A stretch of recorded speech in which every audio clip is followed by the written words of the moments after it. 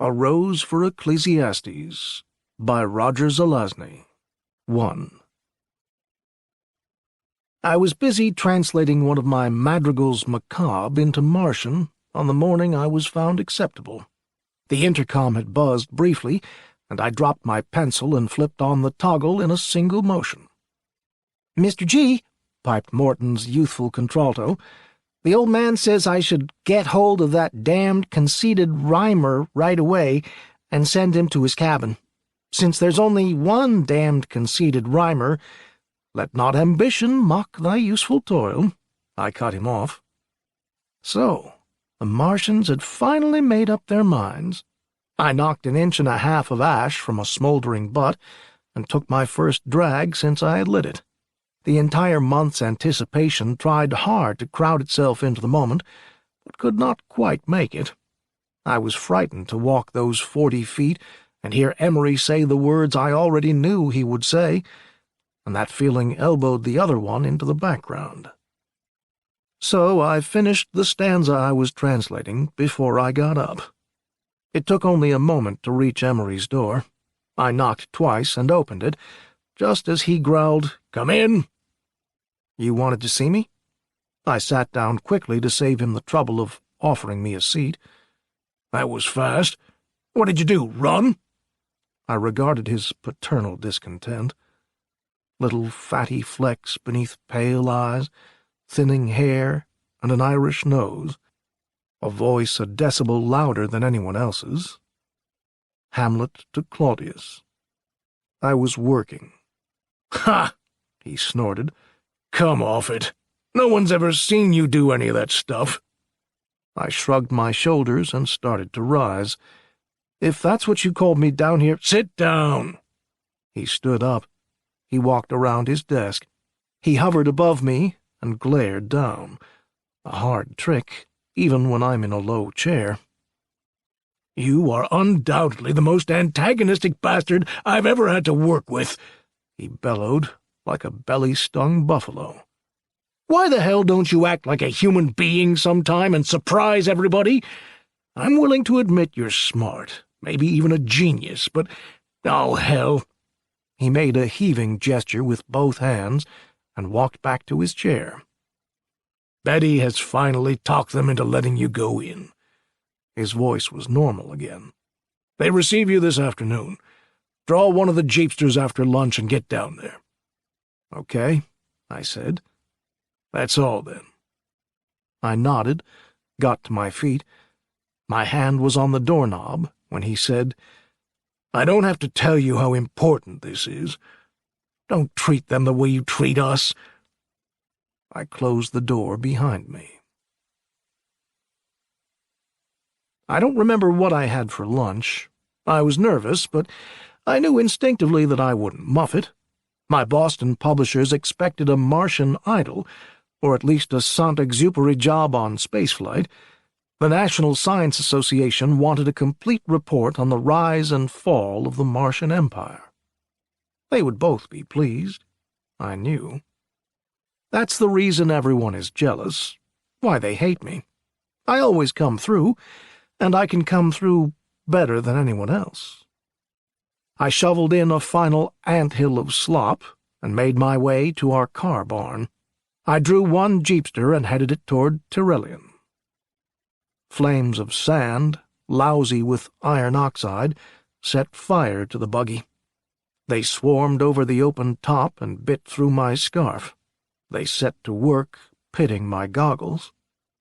The jeepster, swaying and panting like a little donkey I once rode through the Himalayas, kept kicking me in the seat of the pants. The mountains of Tyrrellian shuffled their feet and moved toward me at a cockeyed angle. Suddenly I was heading uphill, and I shifted gears to accommodate the engine's braying. Not like Gobi, not like the great southwestern desert, I mused. Just red, just dead, without even a cactus. I reached the crest of the hill, but I had raised too much dust to see what was ahead. It didn't matter, though. I have a head full of maps. I bore to the left and downhill, adjusting the throttle. A crosswind and solid ground beat down the fires. I felt like Ulysses in Malebolge, with a terza rima speech in one hand and an eye out for Dante. I rounded a rock pagoda and arrived. Betty waved as I crunched to a halt, then jumped down. "Hi," I choked, unwinding my scarf and shaking out 1.5 pounds of grit. "Like, where do I go and who do I see?" She permitted herself a brief Germanic giggle, more at my starting a sentence with like than at my discomfort. Then she started talking. She is a top linguist, so a word from the village idiom still tickles her. I appreciate her precise, furry talk, informational and all that. I had enough in the way of social pleasantries before me to last at least the rest of my life. I looked at her chocolate bar eyes and perfect teeth, at her sun-bleached hair, close-cropped to the head — I hate blondes — and decided that she was in love with me. "Mr. Gallinger, the matriarch is waiting inside to be introduced. She has consented to open the temple records for your study." She paused here to pat her hair and squirm a little. Did my gaze make her nervous? "They are religious documents, as well as their only history," she continued. "Sort of like the Mahabharata. She expects you to observe certain rituals in handling them, like repeating the sacred words when you turn pages. She will teach you the system." I nodded quickly, several times. "Fine. Let's go in." She paused.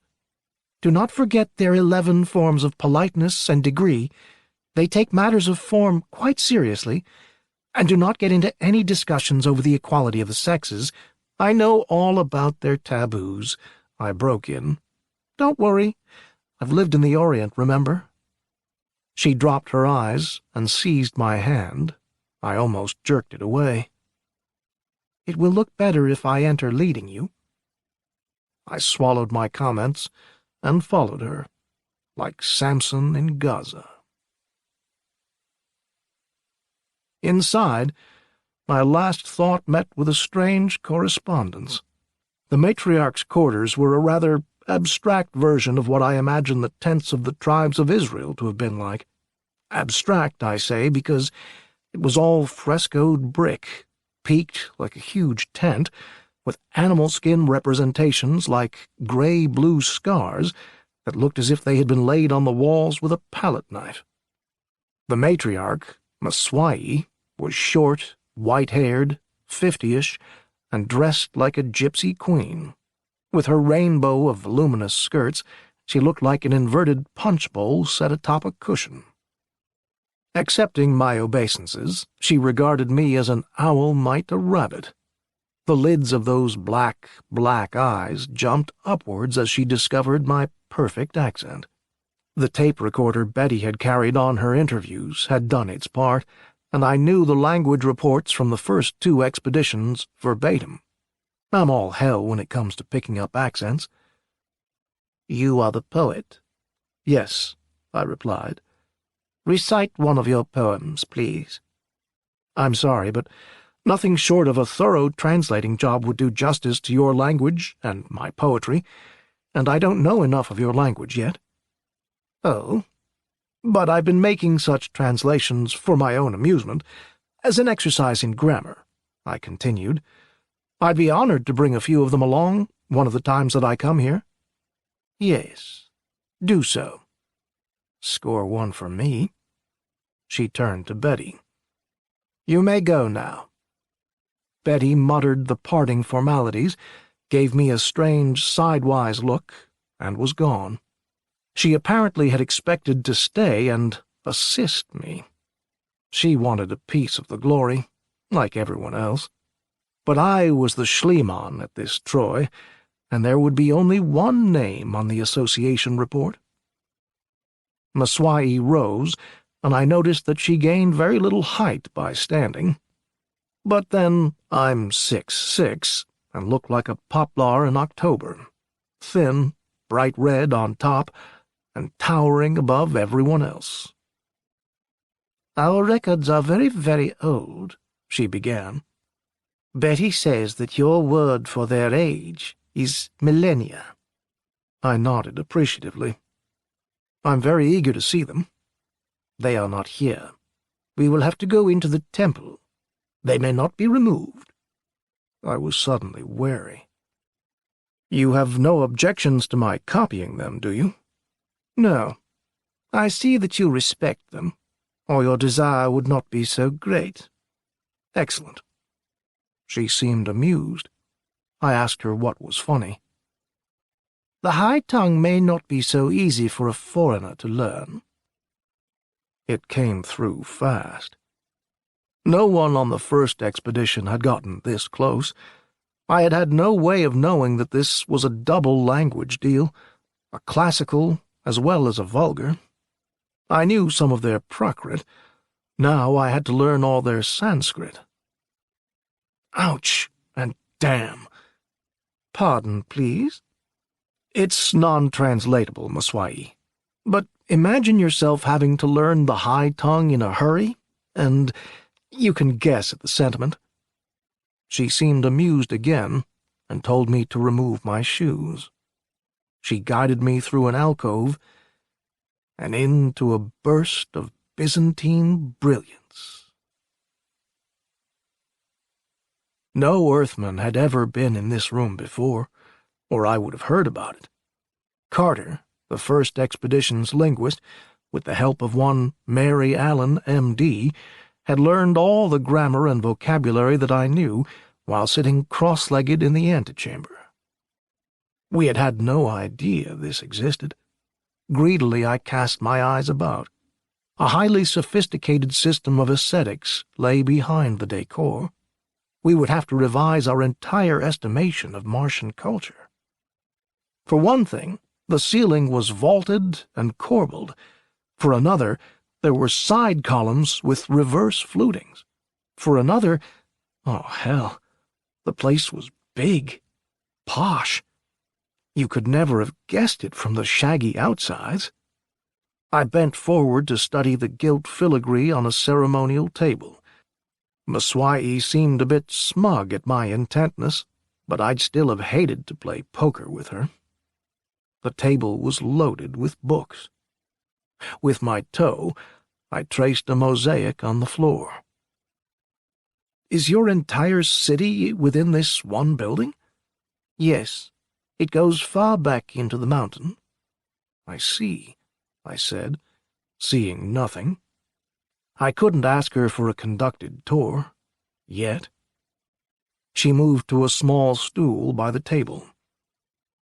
"Shall we begin your friendship with the high tongue?" I was trying to photograph the hall with my eyes, knowing I would have to get a camera in here somehow, sooner or later. I tore my gaze from a statuette and nodded hard. "Yes, introduce me." I sat down. For the next 3 weeks, alphabet bugs chased each other behind my eyelids whenever I tried to sleep. The sky was an unclouded pool of turquoise that rippled calligraphies whenever I swept my eyes across it. I drank quarts of coffee while I worked and mixed cocktails of benzodrine and champagne for my coffee breaks. Maswai tutored me 2 hours every morning and occasionally for another 2 in the evening. I spent an additional 14 hours a day on my own, once I had gotten up sufficient momentum to go ahead alone. And at night, the elevator of time dropped me to its bottom floors. I was 6 again, learning my Hebrew, Greek, Latin, and Aramaic. I was 10, sneaking peeks at the Iliad. When Daddy wasn't spreading hellfire brimstone and brotherly love, he was teaching me to dig the word, like in the original. Lord, there are so many originals and so many words. When I was 12, I started pointing out the little differences between what he was preaching and what I was reading. The fundamentalist vigor of his reply brooked no debate. It was worse than any beating. I kept my mouth shut after that and learned to appreciate Old Testament poetry. Lord, I am sorry. Daddy, sir, I am sorry. It couldn't be. It couldn't be. On the day the boy graduated from high school, with the French, German, Spanish, and Latin awards, Dad Gallinger had told his 14-year-old 6-foot scarecrow of a son that he wanted him to enter the ministry. I remember how his son was evasive.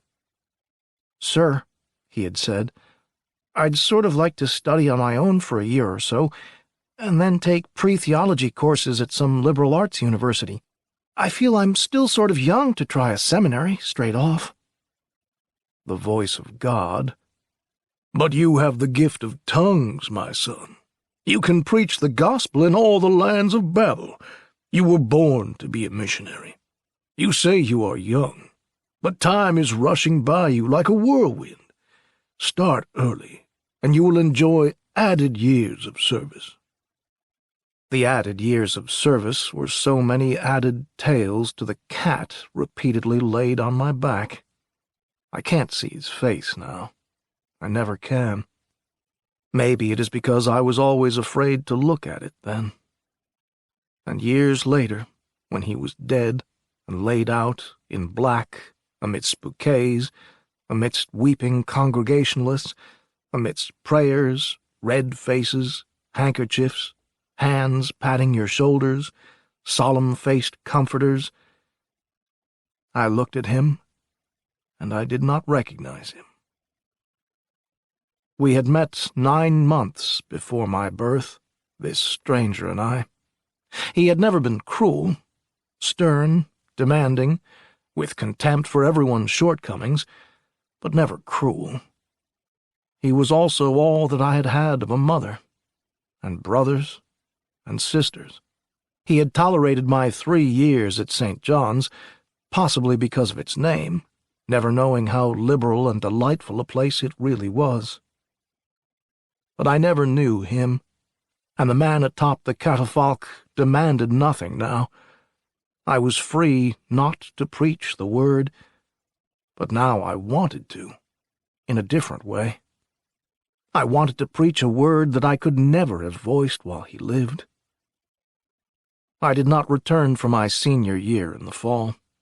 I had a small inheritance coming, and a bit of trouble getting control of it since I was still under 18. But I managed. It was Greenwich Village I finally settled upon. Not telling any well-meaning parishioners my new address, I entered into a daily routine of writing poetry and teaching myself Japanese and Hindustani. I grew a fiery beard, drank espresso, and learned to play chess. I wanted to try a couple of the other paths to salvation. After that, it was 2 years in India with the old Peace Corps, which broke me of my Buddhism and gave me my pipes of Krishna lyrics and the Pulitzer they deserved. Then back to the States for my degree, grad work in linguistics, and more prizes. Then one day a ship went to Mars. The vessel settling in its New Mexico nest of fires contained a new language. It was fantastic, exotic, and aesthetically overpowering.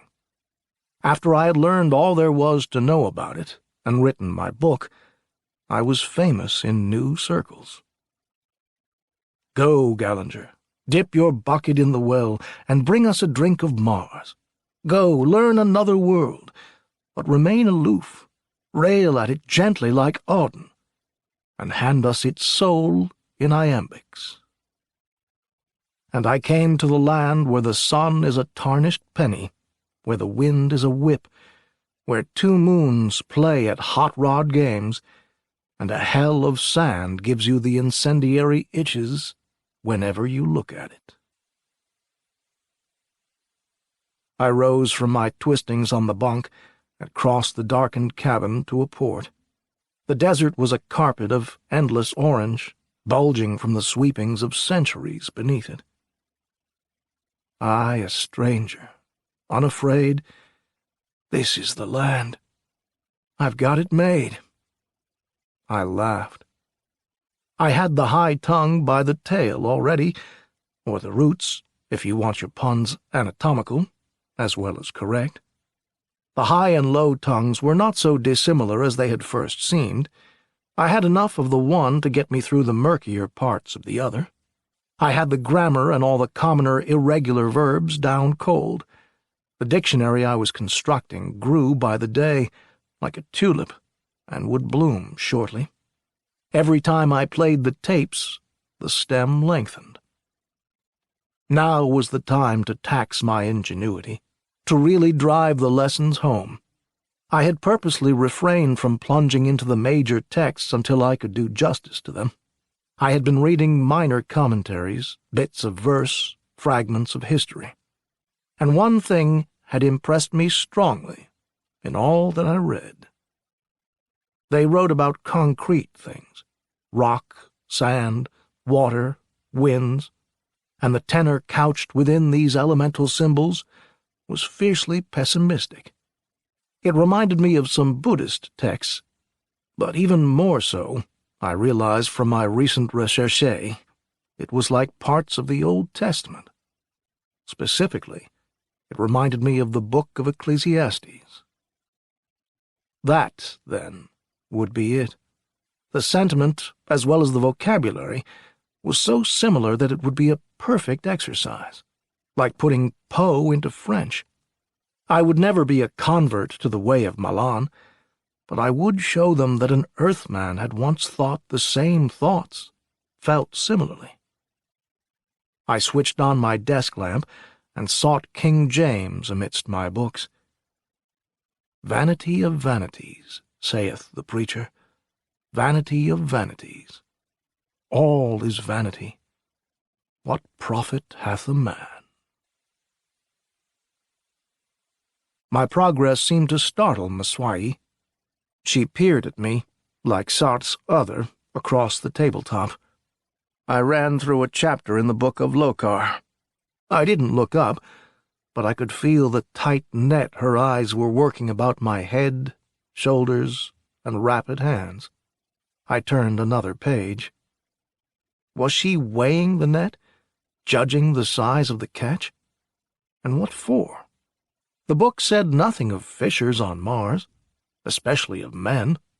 They said that some god named Milan had spat, or had done something disgusting, depending on the version you read, and that life had gotten underway as a disease in inorganic matter.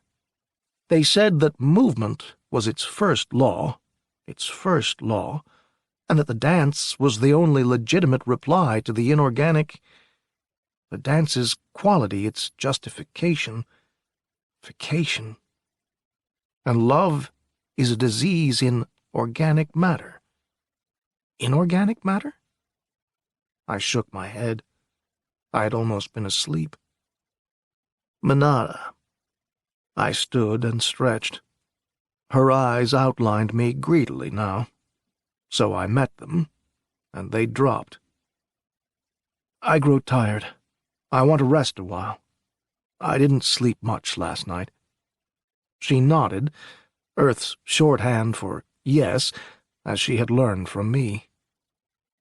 You wish to relax and see the explicitness of the doctrine of Lockhart in its fullness? Pardon me? You wish to see a dance of Lockhart? Oh. Their damned circuits of form and periphrasis here ran worse than the Korean. Yes, surely. Any time it's going to be done, I'd be happy to watch. I continued, In the meantime, I've been meaning to ask you whether I might take some pictures. Now is the time. Sit down. Rest. I will call the musicians. She bustled out through a door I had never been past. Well, now, the dance was the highest art, according to Lockhart, not to mention Havelock Ellis, and I was about to see how their centuries-dead philosopher felt it should be conducted. I rubbed my eyes and snapped over, touching my toes a few times. The blood began pounding in my head, and I sucked in a couple deep breaths. I bent again, and there was a flurry of motion at the door. To the trio who entered with Maswai, I must have looked as if I were searching for the marbles I had just lost, bent over like that. I grinned weakly and straightened up, my face red from more than exertion. I hadn't expected them that quickly. Suddenly I thought of Havelock Ellis again in his area of greatest popularity. The little red-headed doll, wearing, sorry-like, a diaphanous piece of the Martian sky, looked up in wonder, as a child at some colorful flag on a high pole. "Hello," I said, or its equivalent. She bowed before replying. Evidently, I had been promoted in status. "I shall dance," said the red wound in that pale, pale cameo. Her face, eyes, the color of dream, and her dress, pulled away from mine. She drifted to the center of the room. Standing there, like a figure in an Etruscan frieze, she was either meditating or regarding the design on the floor. Was the mosaic symbolic of something? I studied it. If it was, it eluded me. It would make an attractive bathroom floor or patio, but I couldn't see much in it beyond that. The other two were paint-spattered sparrows like Maswai in their middle years. One settled to the floor with a triple-stringed instrument faintly resembling a samisen. The other held a simple woodblock and 2 drumsticks. Maswai disdained her stool and was seated upon the floor before I realized it. I followed suit. The samisen player was still tuning it up, so I leaned toward Maswai. "What is the dancer's name?" "Braxa," she replied, without looking at me, and raised her left hand slowly, which meant yes, and go ahead and let it begin. The stringed thing throbbed like a toothache, and a tick-tocking, like ghosts of all the clocks they had never invented, sprang from the block. Braxa was a statue, both hands raised to her face, elbows high and outspread. The music became a metaphor for fire. Crackle, purr, snap. She did not move. The hissing altered to splashes. The cadence slowed. It was water now, the most precious thing in the world, gurgling clear, then green over mossy rocks. Still she did not move. Glissandos. A pause. Then, so faint I could hardly be sure at first, the tremble of the winds began, softly, gently, sighing and halting, uncertain. A pause, a sob, then a repetition of the first statement, only louder. Were my eyes completely bugged from my reading? Or was Braxa actually trembling all over, head to foot? She was. She began a microscopic swaying, a fraction of an inch right, then left. Her fingers opened like the petals of a flower, and I could see that her eyes were closed. Her eyes opened. They were distant, glassy, looking through me and the walls. Her swaying became more pronounced, merged with the beat. The wind was sweeping in from the desert now, falling against Tyrrhelion like waves on a dike. Her fingers moved. They were the gusts. Her arms, slow pendulums, descended, began a counter-movement. The gale was coming now. She began an axial movement, and her hands caught up with the rest of her body, only now her shoulders commenced to writhe out a figure 8. The wind, I say. Oh, wild, enigmatic, oh, muse of St. John Perse. The cyclone was twisting around those eyes, It still sent her. Her head was thrown back, but I knew there was no ceiling between her gaze, passive as Buddha's, and the unchanging skies. Only the 2 moons, perhaps, interrupted their slumber in that elemental nirvana of uninhabited turquoise. Years ago, I had seen the Devadayas in India, the street dancers, spinning their colorful webs, drawing in the male insect. But Braxa was more than this. She was a Ramajani, like those votaries of Rama, incarnation of Vishnu, who had given the dance to man, the sacred dancers.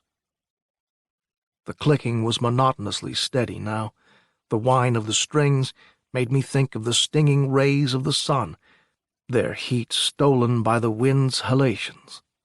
The blue was Sarasvati and Mary, and a girl named Laura. I heard a sitar from somewhere, watched this statue come to life, and inhaled a divine afflatus. I was again Rimbaud with his hashish, Baudelaire with his laudanum, Poe, De Quincey, Wilde, Mallarmé, and Aleister Crowley. I was, for a fleeting second, my father in his dark pulpit and darker suit, the hymns and the organ's wheeze transmuted to bright wind. She was a spun weather vane, a feathered crucifix hovering in the air, a clothesline holding one bright garment lashed parallel to the ground. Her shoulder was bare now, and her right breast moved up and down like a moon in the sky, its red nipple appearing momently above a fold and vanishing again. The music was as formal as Job's argument with God. Her dance was God's reply. The music slowed, settled. It had been met, matched, answered. Her garment, as if alive, crept back into the more sedate folds it originally held. She dropped low, lower to the floor. Her head fell upon her raised knees. She did not move. There was silence. I realized, from the ache across my shoulders, how tensely I had been sitting. My armpits were wet. Rivulets had been running down my sides. What did one do now? Applaud? I sought Mswai from the corner of my eye. She raised her right hand. As if by telepathy, the girl shuddered all over and stood. The musicians also rose. So did Mswai. I got to my feet, with a Charlie horse in my left leg, and said, "It was beautiful," inane as that sounds. I received 3 different high forms of thank you. There was a flurry of color, and I was alone again with Mswai. That is the 117th of the 2,224 dances of Lokar. I looked down at her. Whether Lokar was right or wrong, he worked out a fine reply to the inorganic. She smiled. Are the dances of your world like this? Some of them are similar. I was reminded of them as I watched Braxa, but I've never seen anything exactly like hers. She is good, Mswai said. She knows all the dances. A hint of her earlier expression which had troubled me. It was gone in an instant. I must tend my duties now. She moved to the table and closed the books. Manara. Goodbye. I slipped into my boots. Goodbye, Gallinger. I walked out the door, mounted the jeepster, and roared across the evening into night, my wings of risen desert flapping slowly behind me. 2. I had just closed the door behind Betty, after a brief grammar session, when I heard the voices in the hall. My vent was opened a fraction, so I stood there and eavesdropped. Morton's fruity treble. "Guess what? He said hello to me a while ago." Emery's elephant lungs exploded. "Either he's slipping or you were standing in his way and he wanted you to move." "Probably didn't recognize me. I don't think he sleeps anymore, now he has that language to play with. I had night watch last week, and every night I passed his door at 0300, I always heard that recorder going. At 0500, when I got off, he was still at it." "The guy is working hard," Emery admitted, grudgingly. "In fact, I think he's taking some kind of dope to keep awake. He looks sort of glassy-eyed these days. Maybe that's natural for a poet, though." Betty had been standing there because she broke in then. "Regardless of what you think of him, it's going to take me at least a year to learn what he's picked up in 3 weeks. And I'm just a linguist, not a poet." Morton must have been nursing a crush on her bovine charms. It's the only reason I can think of for his dropping his guns to say what he did. "I took a course in modern poetry when I was back at the university," he began. "We read 6 authors: Yeats, Pound, Eliot, Crane, Stevens, and Gallinger. And on the last day of the semester, when the prof was feeling a little rhetorical, he said, 'These 6 names are written on the century, and all the gates of criticism and hell shall not prevail against them.' Myself," he continued, "I thought his pipes of Krishna and his madrigals were great. I was honored to be chosen for an expedition he was going on.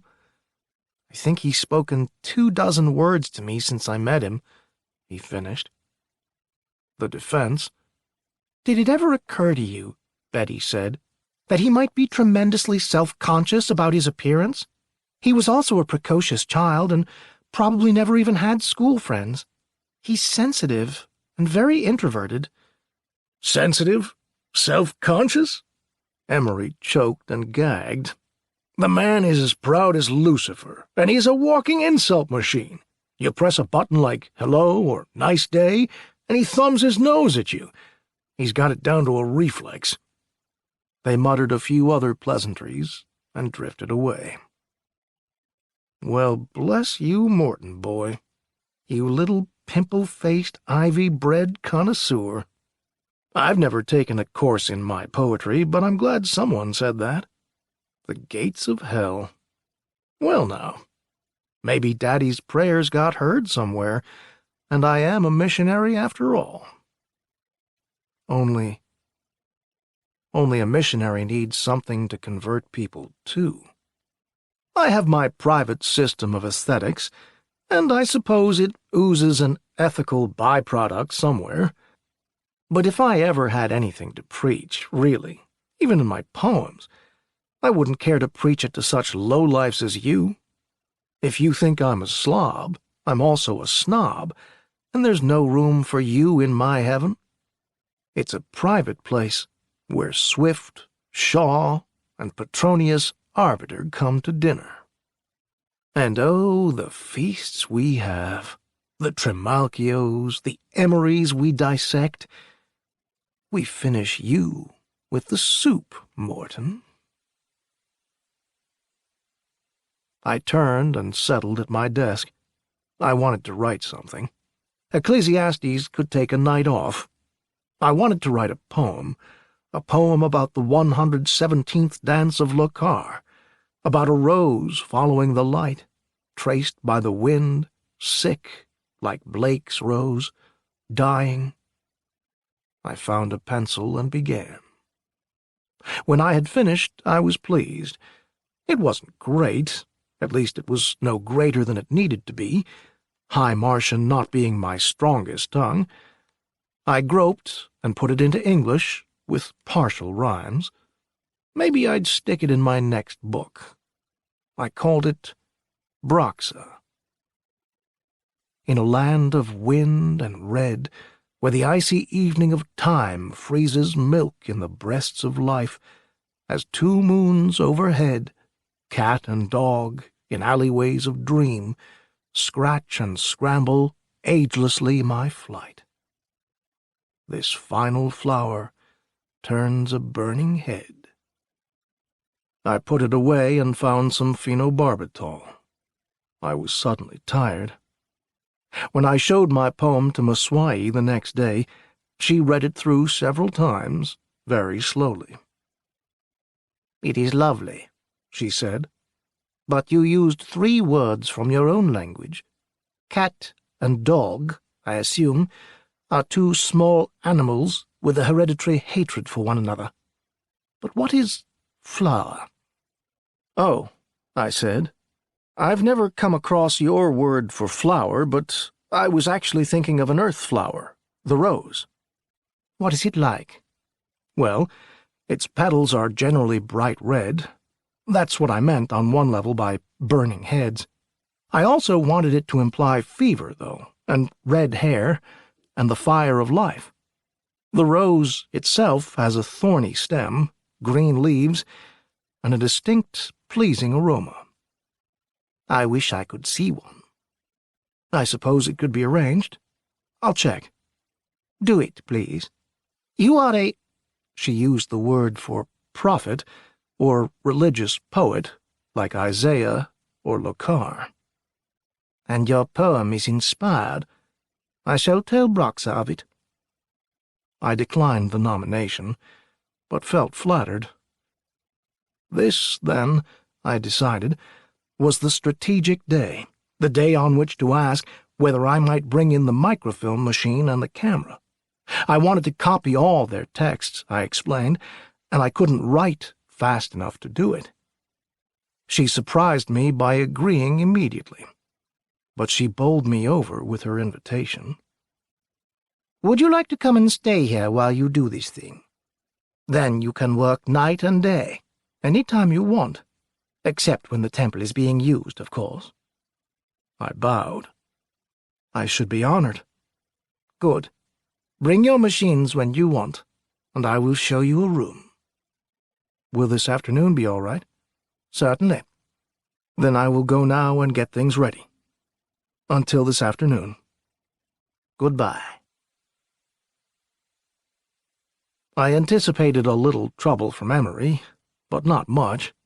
Everyone back at the ship was anxious to see the Martians, poke needles in the Martians, ask them about Martian climate, diseases, soil chemistry, politics, and mushrooms.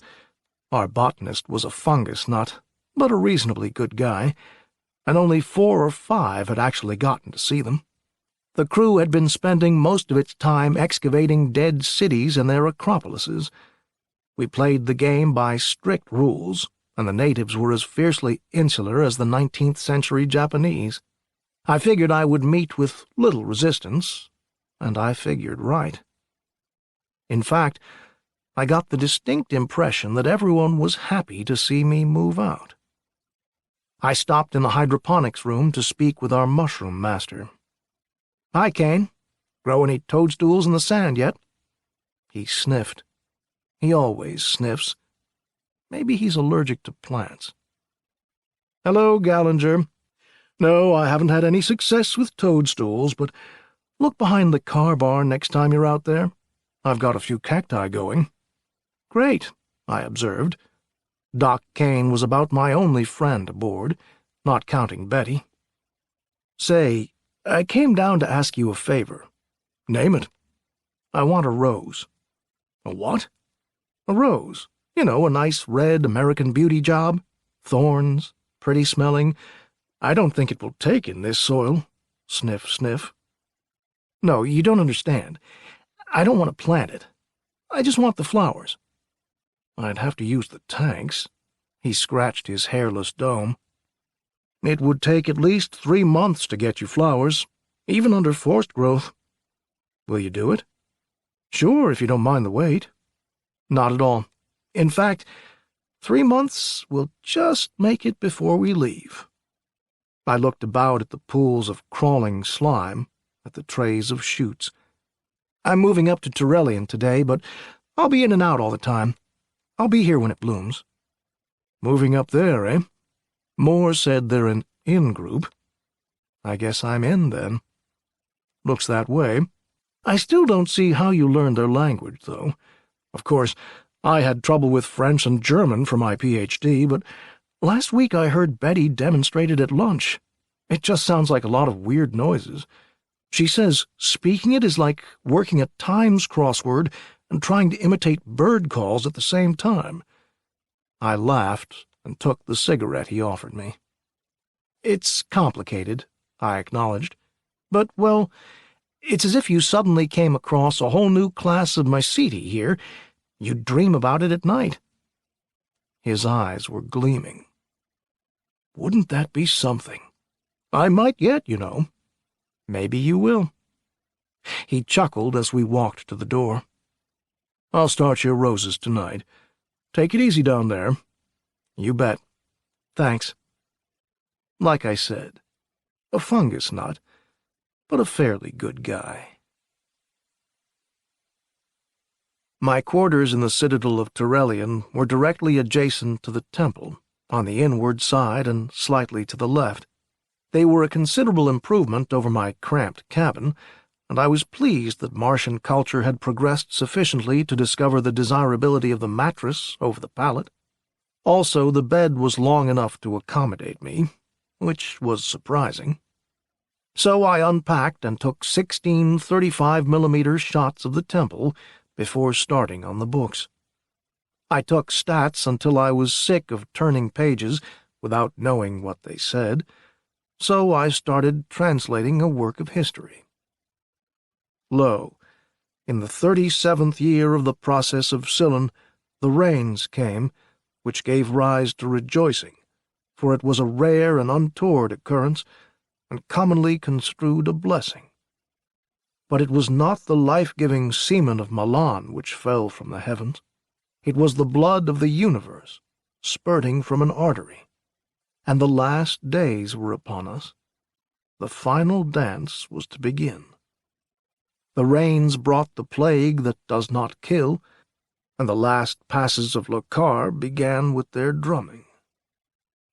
I asked myself what the hell Tamur meant, for he was an historian and supposedly committed to fact.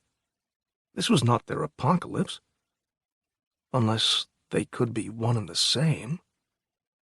Why not? I mused.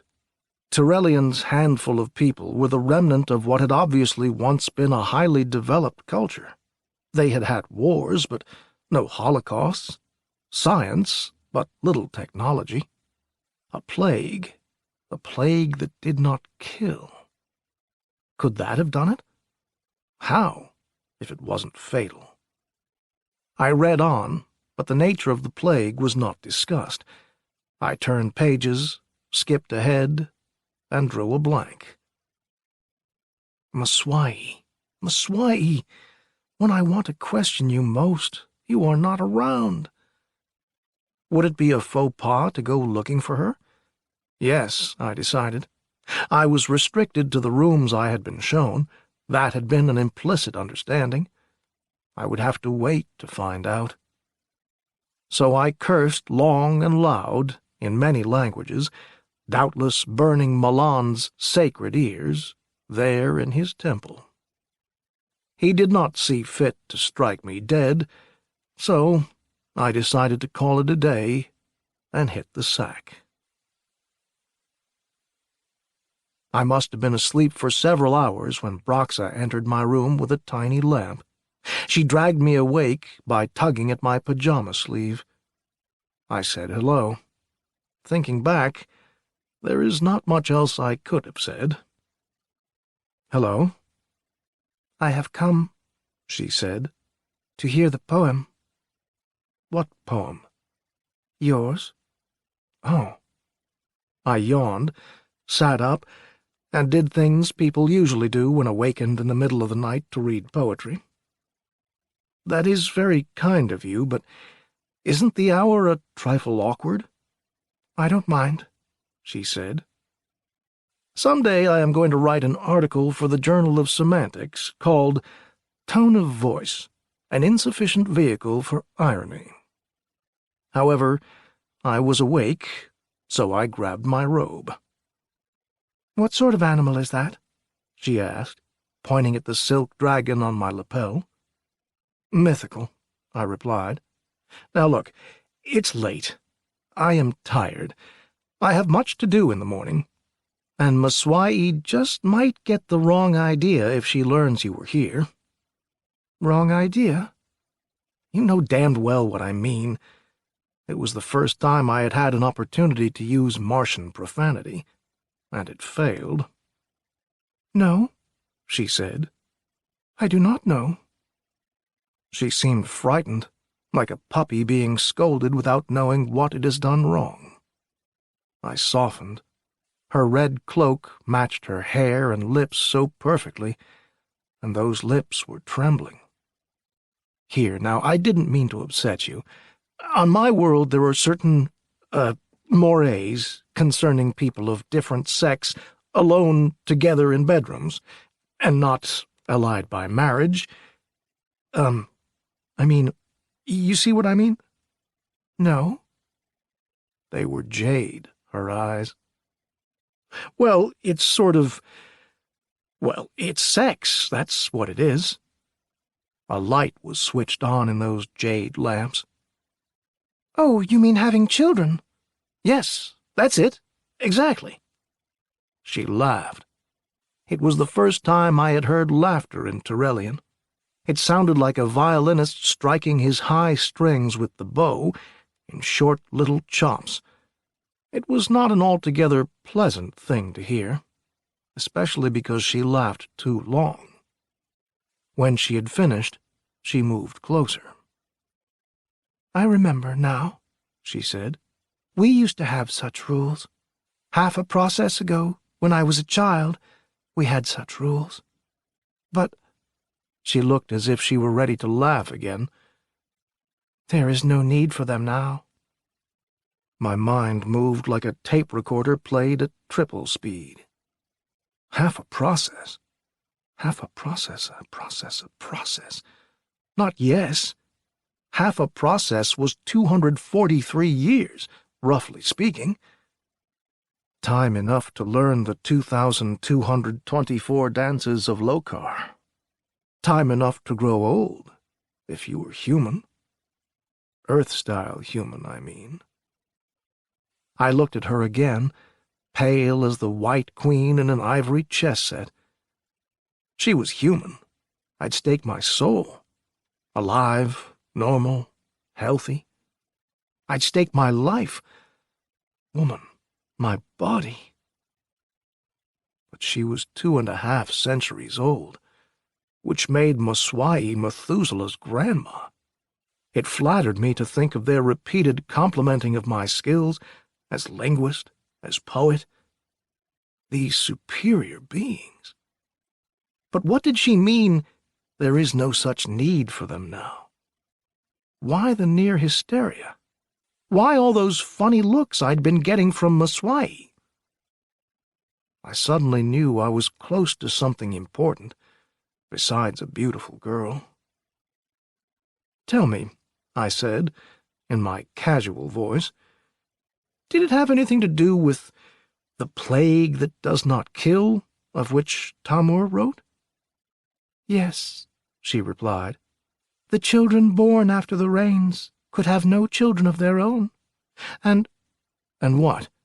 I was leaning forward, memory set at record. "And the men had no desire to get any."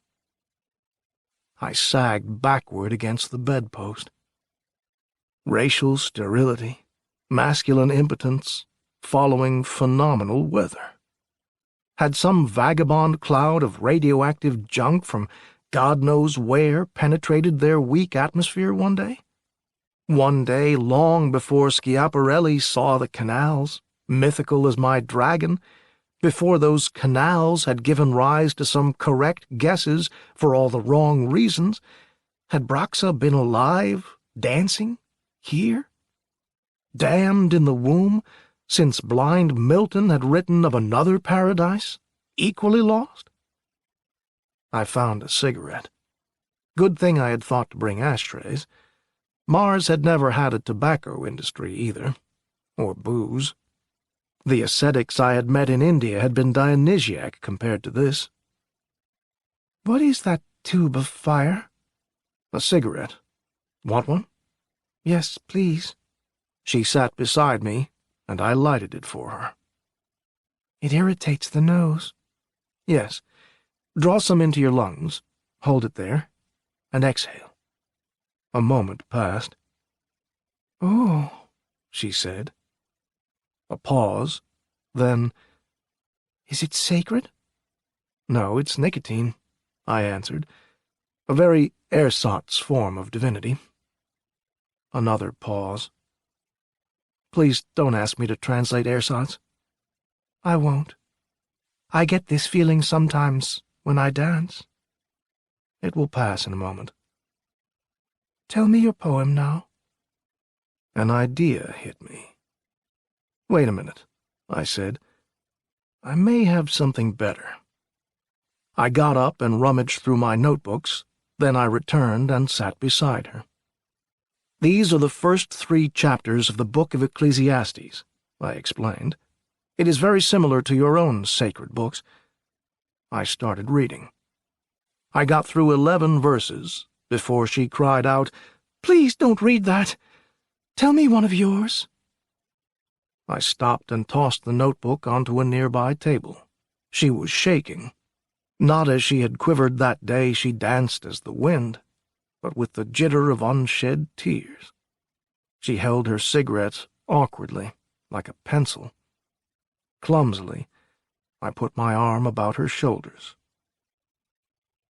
"He is so sad," she said, "like all the others." So I twisted my mind like a bright ribbon, folded it, and tied the crazy Christmas knots I love so well. From German to Martian, with love, I did an impromptu paraphrasal of a poem about a Spanish dancer. I thought it would please her.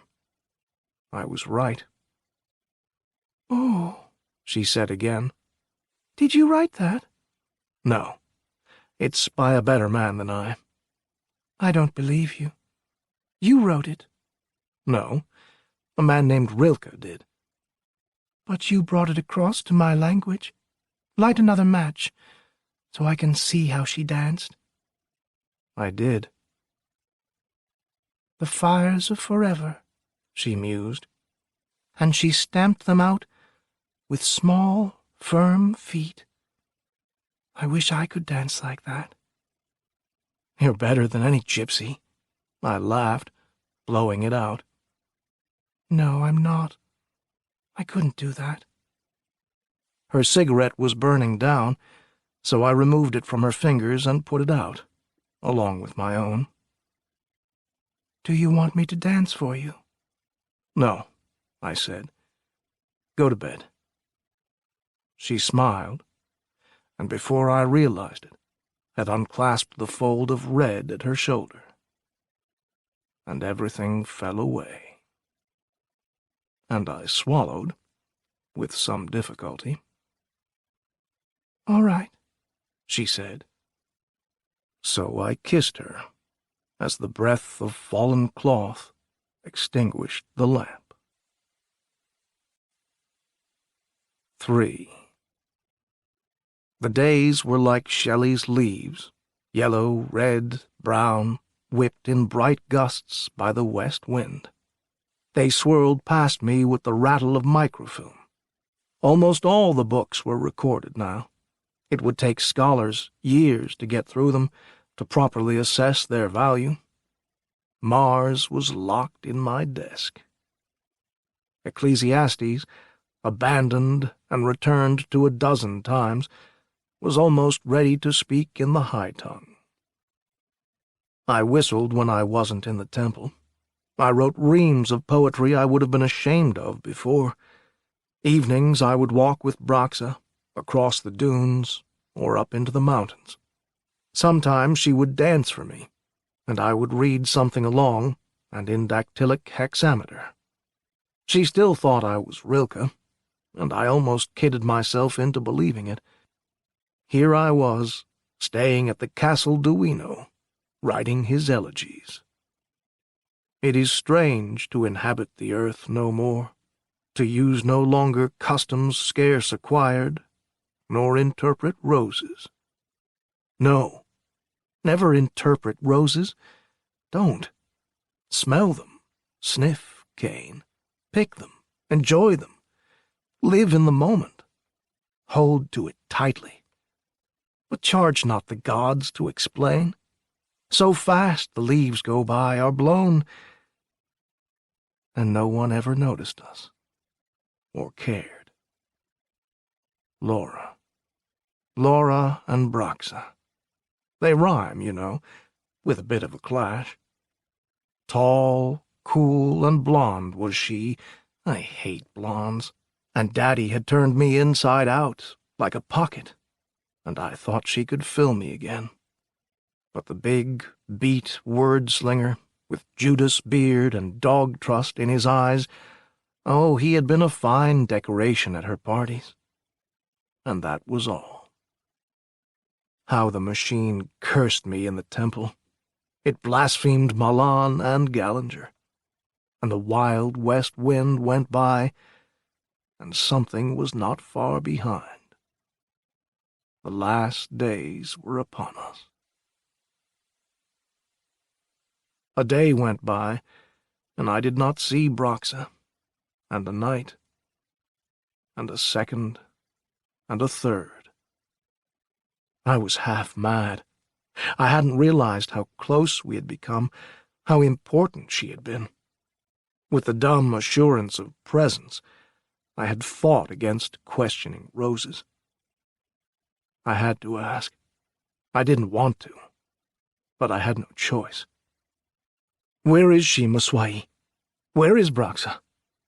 "She is gone," she said. "Where?" "I do not know." I looked at those devil-bird eyes. Anathema Maranatha rose to my lips. "I must know." She looked through me. "She has left us. She is gone. Up into the hills, I suppose, or the desert. It does not matter. What does anything matter? The dance draws to a close. The temple will soon be empty." "Why? Why did she leave?" "I do not know." "I must see her again. We lift off in a matter of days." "I am sorry, Gallinger." "So am I said, and slammed shut a book without saying Manara. I stood up. "I will find her." I left the temple. Maswai was a seated statue. My boots were still where I had left them. All day I roared up and down the dunes, going nowhere. To the crew of the Aspic, I must have looked like a sandstorm, all by myself. Finally, I had to return for more fuel. Emery came stalking out. "Okay, make it good. You look like the abominable dust man. Why the rodeo?" "Why, I lost something." "In the middle of the desert? Was it one of your sonnets? They're the only thing I can think of that you'd make such a fuss over." "No, damn it. It was something personal." George had finished filling the tank. I started to mount the jeepster again. "Hold on there." He grabbed my arm. "You're not going back until you tell me what this is all about." I could have broken his grip, but then he could order me dragged back by the heels, and quite a few people would enjoy doing the dragging. So I forced myself to speak, slowly, softly. "It's simply that I lost my watch. My mother gave it to me, and it's a family heirloom. I want to find it before we leave." "You're sure it's not in your cabin, or down in Tyrellian?" "I've already checked." "Maybe somebody hid it to irritate you. You know you're not the most popular guy around." I shook my head. "I thought of that, but I always carry it in my right pocket. I think it might have bounced out going over the dunes." He narrowed his eyes. I remember reading on a book jacket that your mother died when you were born. That's right, I said, biting my tongue. The watch belonged to her father, and she wanted me to have it. My father kept it for me. He snorted. That's a pretty strange way to look for a watch, riding up and down in a jeepster. I could see the light shining off it that way, I offered, lamely. Well, it's starting to get dark, he observed. No sense looking any more today. Throw a dust sheet over the jeepster, he directed a mechanic. He patted my arm. Come on in and get a shower, and something to eat. You look as if you could use both. Little fatty flecks beneath pale eyes, thinning hair, and an Irish nose, a voice a decibel louder than anyone else's. His only qualification for leadership. I stood there, hating him. Claudius. If only this were the fifth act. But suddenly the idea of a shower and food came through to me. I could use both badly. If I insisted on hurrying back immediately, I might arouse more suspicion. So I brushed some sand from my sleeve. You're right. That sounds like a good idea. Come on, we'll eat in my cabin. The shower was a blessing. Clean khakis were the grace of God, and the food smelled like heaven. Smells pretty good, I said. We hacked up our steaks in silence. When we got to the dessert and coffee, he suggested, Why don't you take the night off? Stay here and get some sleep. I shook my head. I'm pretty busy. Finishing up. There's not much time left. A couple of days ago you said you were almost finished. Almost, but not quite. You also said they'll be holding a service in the temple tonight. That's right. I'm going to work in my room. He shrugged his shoulders. Finally, he said, Gallinger? And I looked up, because my name means trouble. It shouldn't be any of my business, he said. But it is. Betty says you have a girl down there. There was no question mark. It was a statement hanging in the air, waiting. Betty, you're a bitch. You're a cow and a bitch, and a jealous one at that. Why didn't you keep your nose where it belonged? Shut your eyes, your mouth? So, I said, a statement with a question mark. So, he answered it, it is my duty, as head of this expedition, to see that relations with the natives are carried on in a friendly and diplomatic manner. You speak of them, I said, as though they are aborigines. Nothing could be further from the truth. I rose. When my papers are published, everyone on Earth will know that truth. I'll tell them things Dr. Moore never even guessed at. I'll tell the tragedy of a doomed race waiting for death, resigned and disinterested. I'll tell why, and it will break hard, scholarly hearts. I'll write about it, and they will give me more prizes, and this time I won't want them. My God, I exclaimed. They had a culture when our ancestors were clubbing the saber-tooth and finding out how fire works. Do you have a girl down there? Yes, I said. Yes, Claudius. Yes, Daddy. Yes, Emery. I do. But I'm going to let you in on a scholarly scoop now. They're already dead. They're sterile. In one more generation, there won't be any Martians. I paused, then added, except in my papers, except on a few pieces of microfilm and tape, and in some poems, about a girl who did give a damn and could only bitch about the unfairness of it all by dancing. Oh, he said. After a while, you have been behaving differently these past couple months. You've even been downright civil on occasion, you know. I couldn't help wondering what was happening. I didn't know anything mattered that strongly to you. I bowed my head. Is she the reason you were racing around the desert? I nodded. Why? I looked up. Because she's out there somewhere. I don't know where or why, and I've got to find her before we go. Oh, he said again. Then he leaned back, opened a drawer, and took out something wrapped in a towel. He unwound it. A framed photo of a woman lay on the table. My wife, he said. It was an attractive face, with big, almond eyes. I'm a Navy man, you know, he began. Young officer once. Met her in Japan.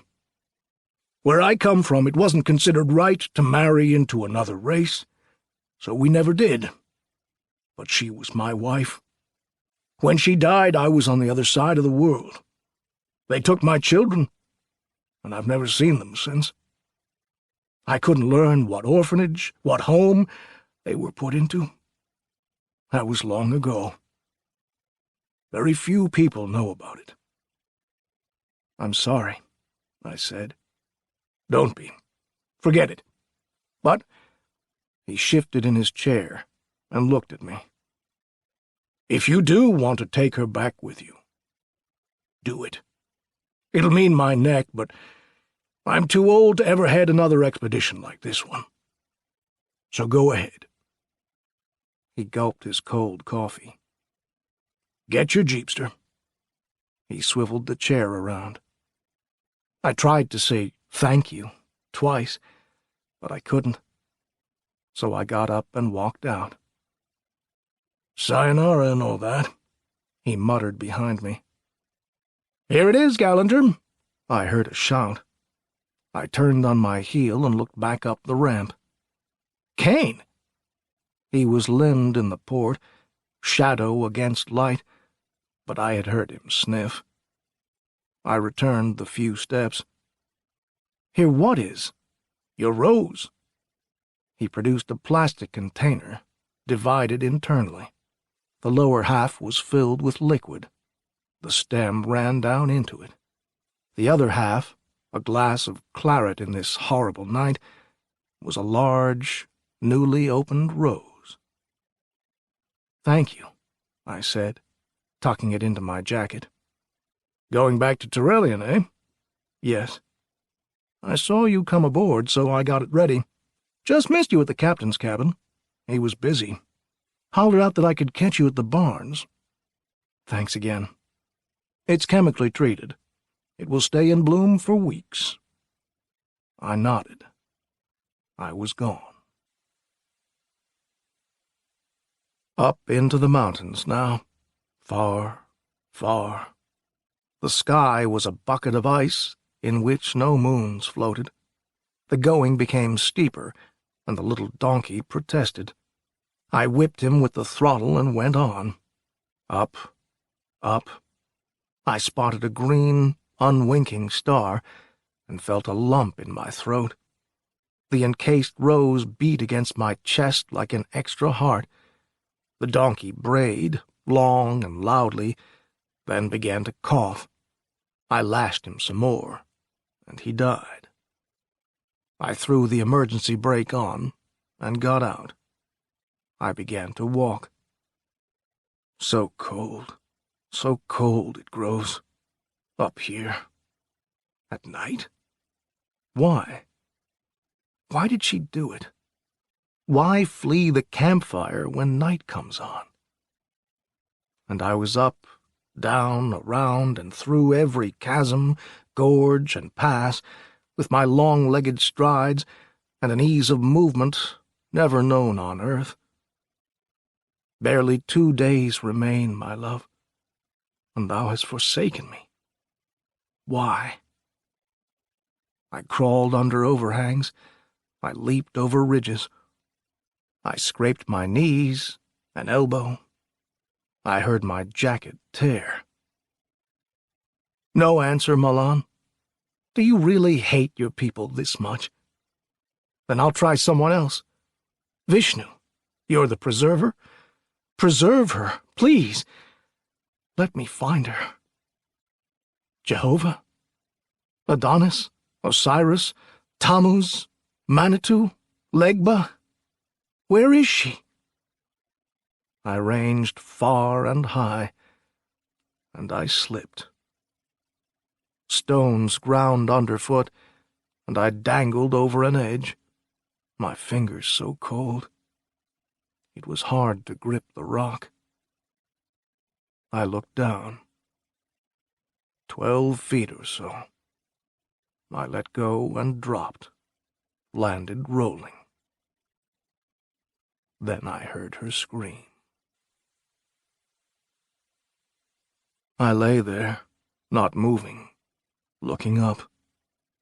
Against the night above, she called. "Gallinger!" I lay still. "Gallinger!" And she was gone. I heard stones rattle and knew she was coming down some path to the right of me. I jumped up and ducked into the shadow of a boulder. She rounded a cutoff and picked her way uncertainly through the stones. "Gallinger?" I stepped out and seized her shoulders. "Broxa!" She screamed again, then began to cry, crowding against me. It was the first time I had ever heard her cry. "Why?" I asked. "Why?" But she only clung to me and sobbed. Finally, "I thought you had killed yourself." "Maybe I would have," I said. "Why did you leave Torellian? And me?" "Didn't Maswai tell you? Didn't you guess?"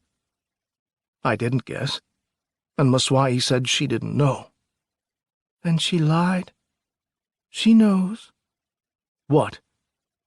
What is it she knows?" She shook all over, then was silent for a long time. I realized suddenly that she was wearing only her flimsy dancer's costume.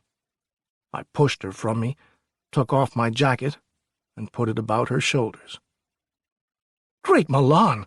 I cried. "You'll freeze to death." "No," she said. "I won't." I was transferring the rose case to my pocket. "What is that?" she asked. "A rose," I answered. "You can't make it out much in the dark. I once compared you to one. Remember?" "Yes. May I carry it?" "Sure." I stuck it in the jacket pocket. "Well? I'm still waiting for an explanation." "You really do not know?" she asked. "No." "When the rains came," she said, "apparently only our men were affected, which was enough. Because I wasn't affected, apparently." "Oh," I said. "Oh." We stood there, and I thought. "Well, why did you run? What's wrong with being pregnant on Mars? Tamur was mistaken. Your people can live again." She laughed. Again that wild violin played by a Paganini gone mad. I stopped her before it went too far. "How?" she finally asked, rubbing her cheek. "Your people live longer than ours. If our child is normal, it will mean our races can intermarry. There must still be other fertile women of your race. Why not?" "You have read the Book of Lokar," she said, "and yet you ask me that? Death was decided, voted upon, and passed shortly after it appeared in this form. But long before, the followers of Lokar knew. They decided it long ago. We have done all things, they said. We have seen all things. We have heard and felt all things. The dance was good. Now let it end." "You can't believe that." "What I believe does not matter," she replied.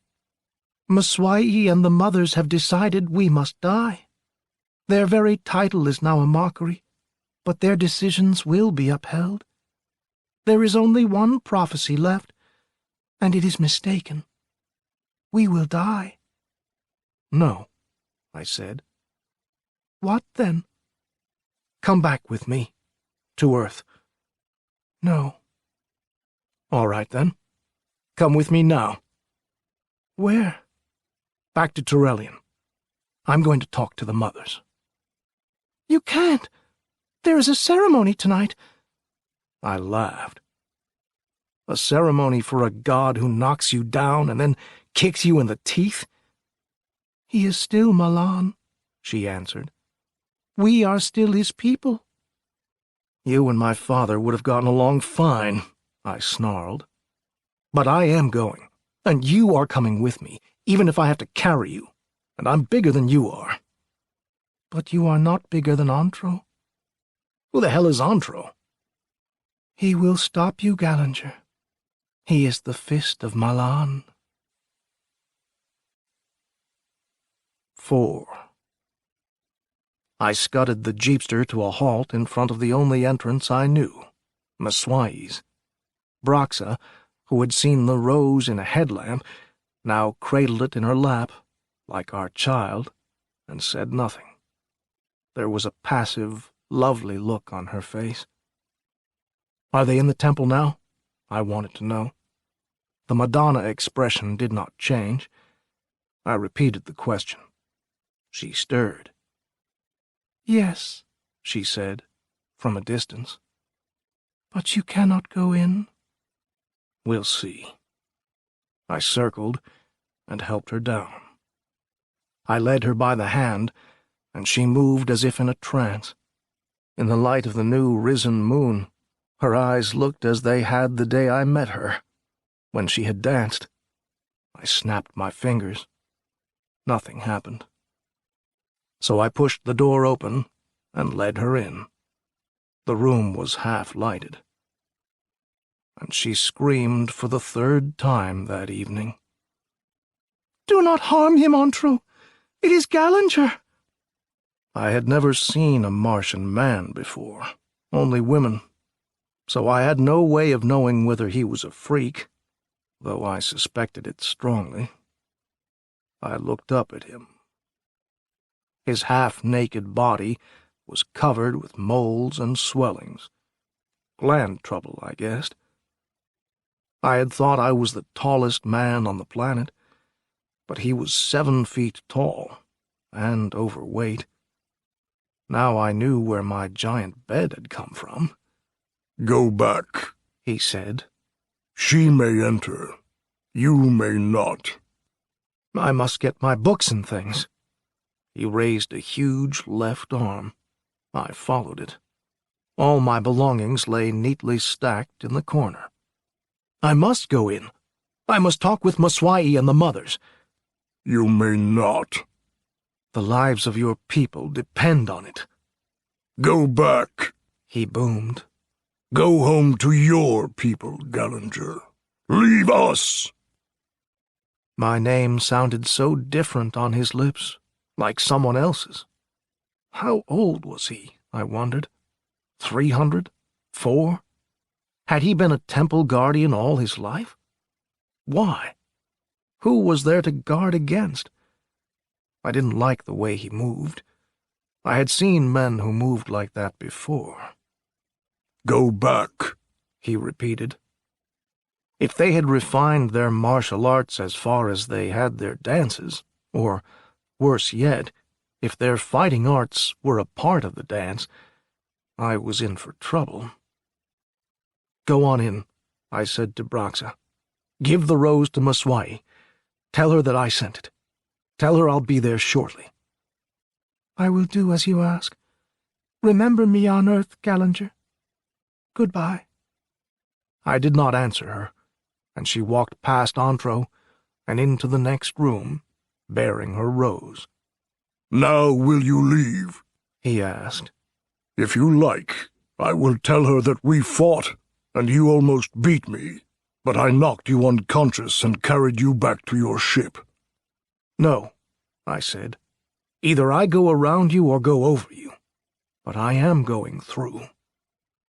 He dropped into a crouch, arms extended.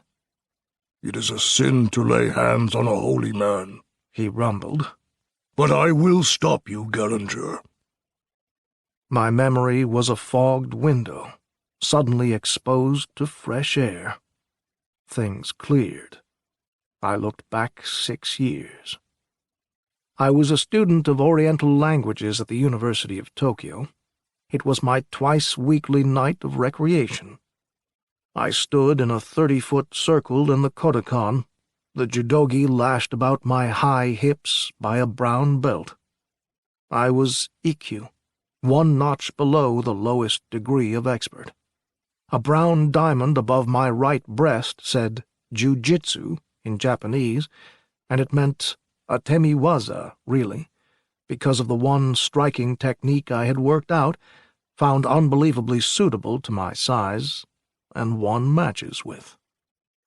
But I had never used it on a man, and it was 5 years since I had practiced. I was out of shape, I knew, but I tried hard to force my mind Tsuki no Kokoro, like the moon, reflecting the all of Antro. Somewhere, out of the past, a voice said, "Hajime, let it begin." I snapped into my Neko Ashidachi cat stance, and his eyes burned strangely. He hurried to correct his own position, and I threw it at him. My one trick. My long left leg lashed up like a broken spring. 7 feet off the ground, my foot connected with his jaw as he tried to leap backward. His head snapped back, and he fell. A soft moan escaped his lips. That's all there is to it, I thought. Sorry, old fellow. And as I stepped over him, somehow, groggily, he tripped me, and I fell across his body. I couldn't believe he had strength enough to remain conscious after that blow, let alone move. I hated to punish him any more. But he found my throat and slipped a forearm across it before I realized there was a purpose to his action. "No! Don't let it end like this!" It was a bar of steel across my windpipe, my carotids. Then I realized that he was still unconscious, and that this was a reflex instilled by countless years of training. I had seen it happen once, in Shiai. The man had died because he had been choked unconscious and still fought on, and his opponent thought he had not been applying the choke properly. He tried harder. But it was rare, so very rare. I jammed my elbows into his ribs and threw my head back in his face. The grip eased, but not enough. I hated to do it, but I reached up and broke his little finger. The arm went loose, and I twisted free. He lay there panting, face contorted. My heart went out to the fallen giant, defending his people, his religion, following his orders. I cursed myself as I had never cursed before, for walking over him instead of around. I staggered across the room to my little heap of possessions. I sat on the projector case and lit a cigarette. I couldn't go into the temple until I got my breath back, until I thought of something to say. How do you talk a race out of killing itself? Suddenly, could it happen? Would it work that way? If I read them the book of Ecclesiastes, if I read them a greater piece of literature than any Le Carre ever wrote, and as somber and as pessimistic, and showed them that our race had gone on despite one man's condemning all of life in the highest poetry, showed them that the vanity he had mocked had borne us to the heavens, would they believe it? Would they change their minds? I ground out my cigarette on the beautiful floor and found my notebook. A strange fury rose within me as I stood. And I walked into the temple to preach the black gospel according to Gallinger, from the Book of Life. There was silence all about me. Mswai had been reading Lokar, the rose set at her right hand, target of all eyes, until I entered. Hundreds of people were seated on the floor, barefoot. The few men were as small as the women, I noted. I had my boots on. Go all the way, I figured. You either lose or you win. Everything. A dozen crones sat in a semicircle behind Mswai, the mothers. The barren earth, the dry wombs, the fire touched. I moved to the table. Dying yourselves, you would condemn your people, I addressed them, that they may not know the life you have known, the joys, the sorrows, the fullness. But it is not true that you all must die. I addressed the multitude now. Those who say this lie. Braxa knows, for she will bear a child. They sat there, like rows of Buddhas. Mswai drew back into the semicircle. My child, I continued, wondering what my father would have thought of this sermon. And all the women young enough may bear children. It is only your men who are sterile. And if you permit the doctors of the next expedition to examine you, perhaps even the men may be helped. But if they cannot, you can mate with the men of earth. And ours is not an insignificant people, an insignificant place, I went on. Thousands of years ago, the Lokar of our world wrote a book saying that it was. He spoke as Lokar did, but we did not lie down, despite plagues, wars, and famines. We did not die. One by one we beat down the diseases, we fed the hungry, we fought the wars, and recently have gone a long time without them. We may finally have conquered them. I do not know.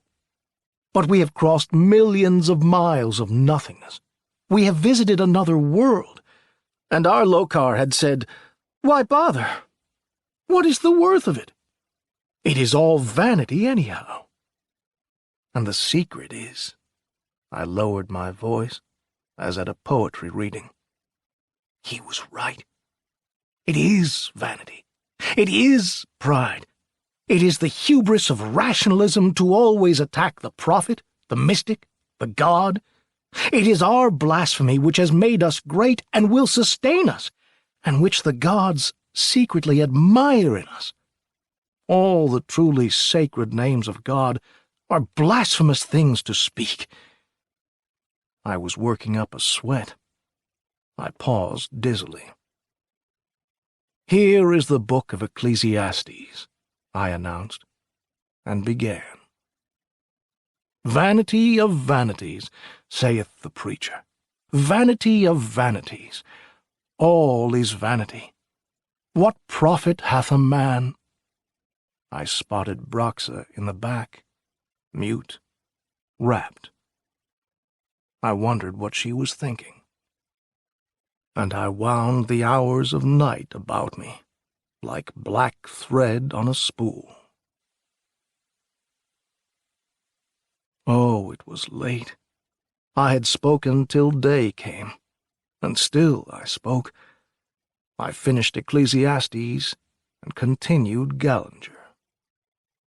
And when I finished, there was still only a silence. The Buddhas, all in a row, had not stirred through the night, and after a long while, Mswai raised her right hand.